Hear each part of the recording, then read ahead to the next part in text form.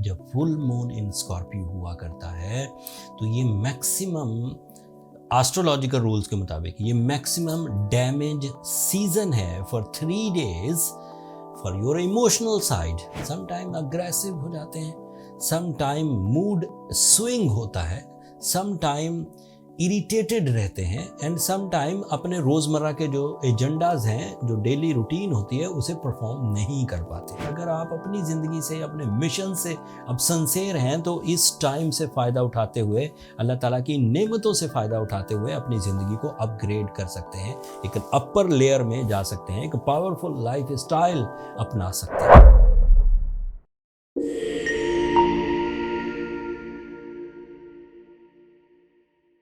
अस्सलाम वालेकुम साइटेरियंस, मैं हारिस अज़मी प्रोफेशनल एस्ट्रोलॉजर आपकी खिदमत में हाज़िर हूँ इस हफ्ते की एस्ट्रोलॉजिकल रिसर्चेज लेकर। ये वीडियो काफ़ी डिटेल वीडियो है क्योंकि 22 अप्रैल से 28 अप्रैल के दरमियान 3 बड़े एस्ट्रोलॉजिकल इवेंट्स हैं एंड इन इवेंट्स का ताल्लुक आपकी ज़िंदगी के कई शोबों में है। किसी में पॉजिटिव है, कहीं कुछ कमियां हैं, कहीं कुछ बहुत पॉजिटिव नेगेटिविटीज़ भी हैं।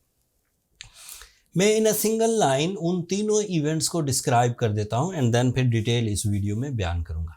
पहला इवेंट 24 अप्रैल को होगा, मून इन स्कॉर्पियो अपीयर होगा, फुल मून इन स्कॉर्पियो। जब फुल मून इन स्कॉर्पियो हुआ करता है तो ये मैक्सिमम एस्ट्रोलॉजिकल रूल्स के मुताबिक ये मैक्सिमम डैमेज सीजन है for 3 days for your emotional side and आपके लिए ये 12th एंगल पर होगा साइटेरियंस।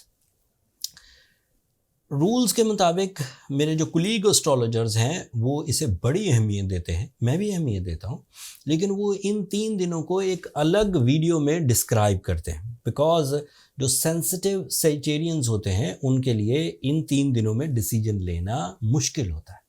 सम टाइम अग्रेसिव हो जाते हैं, सम टाइम मूड स्विंग होता है, सम टाइम इरिटेटेड रहते हैं एंड सम टाइम अपने रोज़मर्रा के जो एजेंडाज हैं, जो डेली रूटीन होती है, उसे परफॉर्म नहीं कर पाते।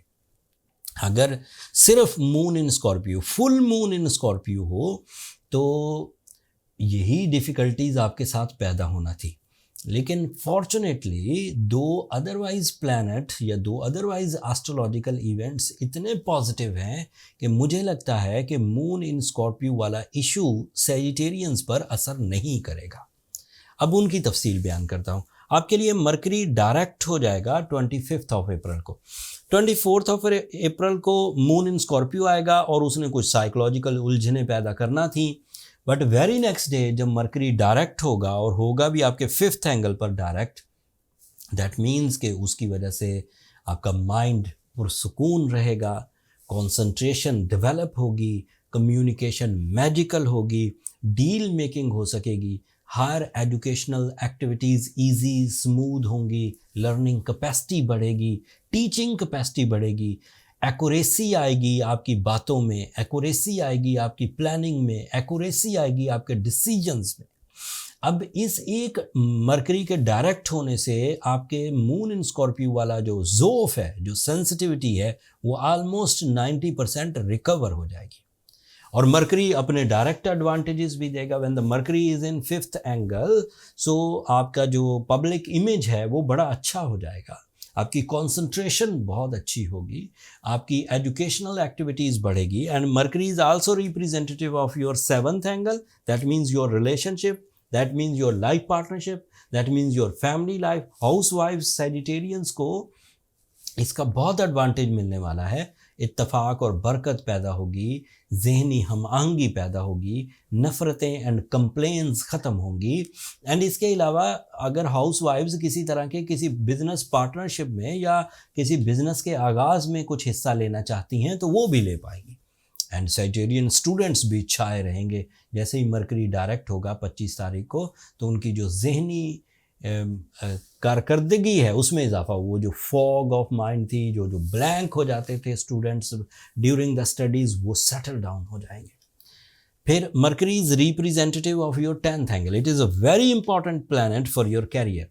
जब ये अच्छी फॉर्म में होता है तो आपके आइडियाज़ आपके कैरियर को फ्लरिश करेंगे। ये लकीली नहीं है कि लक वाइज आप अपने कैरियर में ग्रोथ देख रहे हैं, It is behalf of your plans, it is behalf of your creative skills, it is on the behalf of your communication, it is behalf on your new ideas. So उसकी वजह से, and फिर इसमें multitasking भी आ जाती, मतलब आप business पे रहते हुए एक से ज़्यादा सोर्स ऑफ इनकम अपना सकते हैं, आप जॉब पर रहते हुए बिजनेस की तरफ आ सकते हैं, आप किसी तरह के नए, एंड मरकरी से रिलेटेड बिजनेसेस क्या हैं, deal making, brokerage houses, law and law से रिलेटेड लॉ इन्फोर्समेंट एजेंसीज, वकील, जजेस, इन सब को बड़ा फ़ायदा होता है।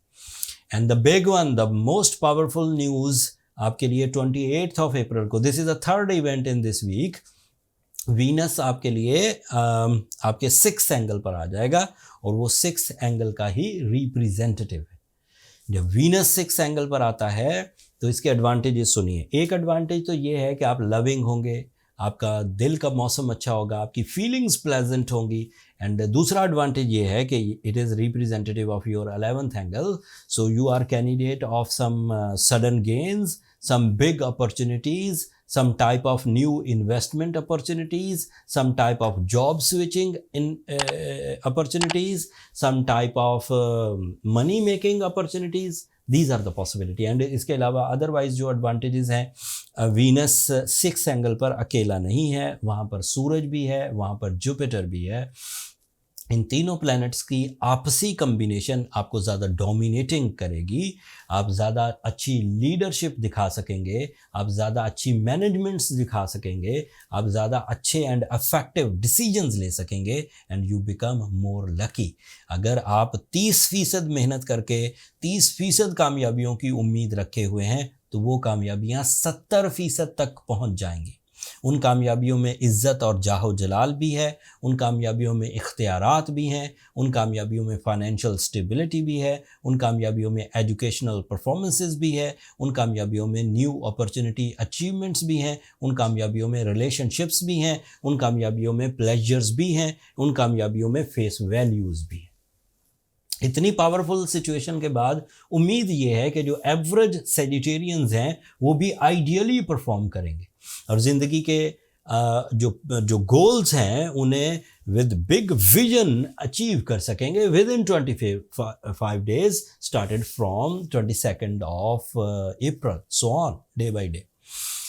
अगर इस दौरान भी कोई सेजिटेरियन उलझा हुआ, बीमार, बुज़दिली का मुजाहरा करते हुए या लैक ऑफ अपॉर्चुनिटी की कंप्लेन करते हुए नज़र आए, तो उसे ज़रूर ज़रूर सूरह शम्स पढ़नी चाहिए 5 times इन अ डे, ताकि वो इस ट्रबल को जल्द रिपेयर कर सके और इस गोल्डन सीज़न को कैश कर सके।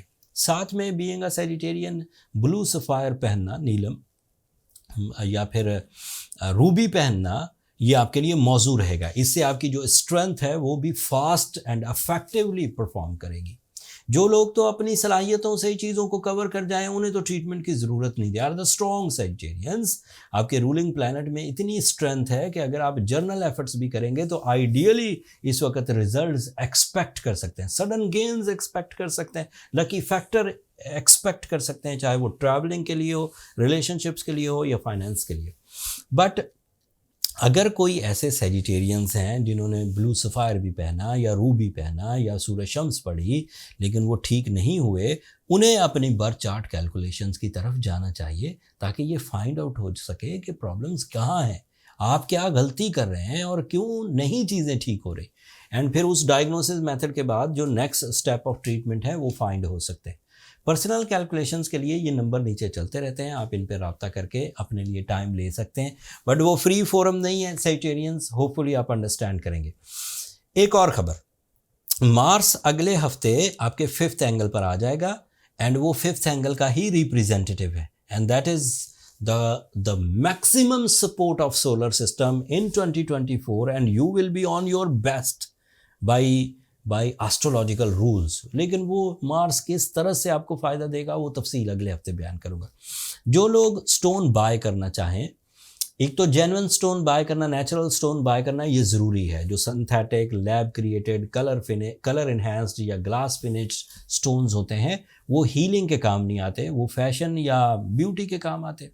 जो नेचुरल स्टोन्स हैं ये सिर्फ नेचुरल फॉर्म में ही हीलिंग प्रॉपर्टीज़ जनरेट करते हैं, एंड स्टोन इकट्ठा करना कोई इजी टास्क नहीं है सैजिटेरियंस। ये किसी फैक्ट्री में, किसी मशीन में बहुत तेज़ी से कोई खाम मटेरियल डाला एंड उससे स्टोन्स बन बन के बाहर आ गए और हमने बहुत सारे स्टोन बाय कर लिए, ऐसा नहीं है। स्टोन माइनिंग होती है अल्लाह ताला की तरफ से, पहाड़ों में, पानियों में ऐसे स्टोन्स प्रोड्यूस होते हैं जो रेयर होते हैं और कई 100 सालों में पैदा होते हैं।